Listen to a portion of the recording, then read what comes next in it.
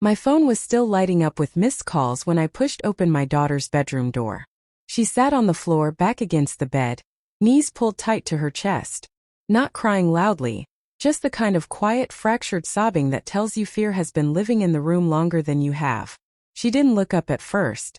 Mama's family said, "If I tell you," her voice shook, "they'll hurt you."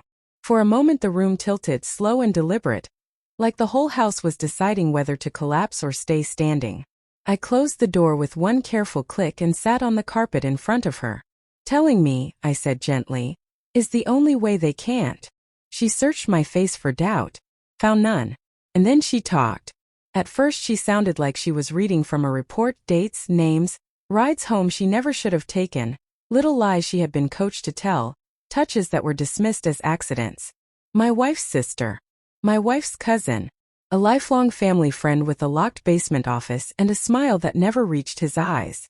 A rotten network hidden behind Sunday dinners and birthday candles. 2 hours passed like that. Just her voice and my breathing. By the end, I had a map of their shadows. By the end, I realized my marriage hadn't fallen apart. It had been built on a sinkhole. I kissed my daughter's forehead.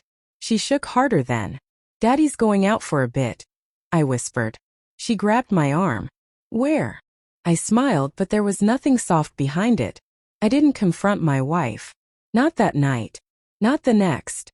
Every morning I kissed her goodbye like nothing had shifted, while inside me something vast and silent was aligning.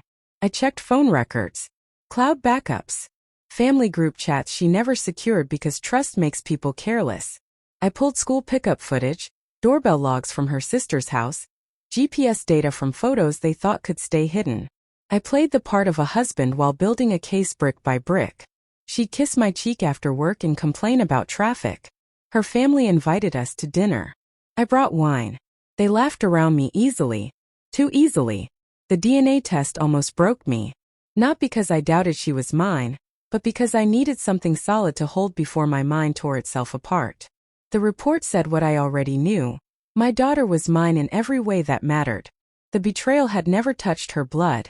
Only her childhood. Evidence kept arriving in layers. A secret server one cousin used for photography. Payment trails routed through shell accounts. Encrypted messages that weren't nearly encrypted enough.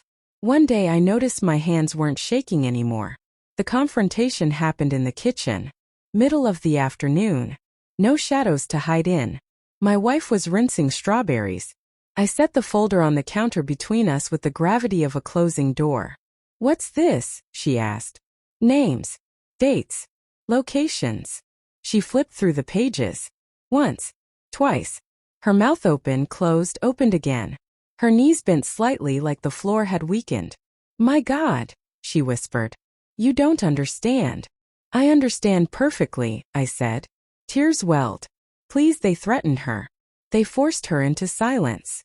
"You were trying to protect them," I said. The silence after that was not empty, it was loaded.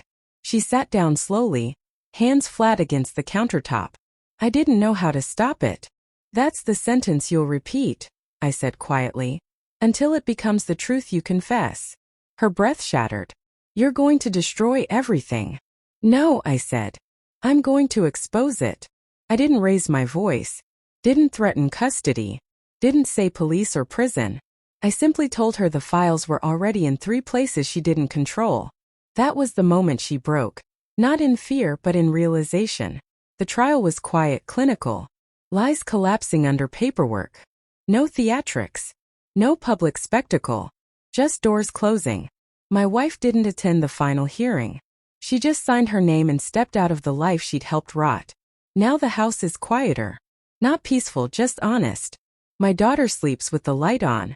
Some nights she screams. Some nights she doesn't. Both count as victories. My phone still lights up with calls I don't answer. Voicemails I don't listen to. Ghosts talking to themselves. People expect rage.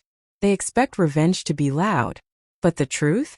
Real justice is quiet. And it doesn't ask for permission.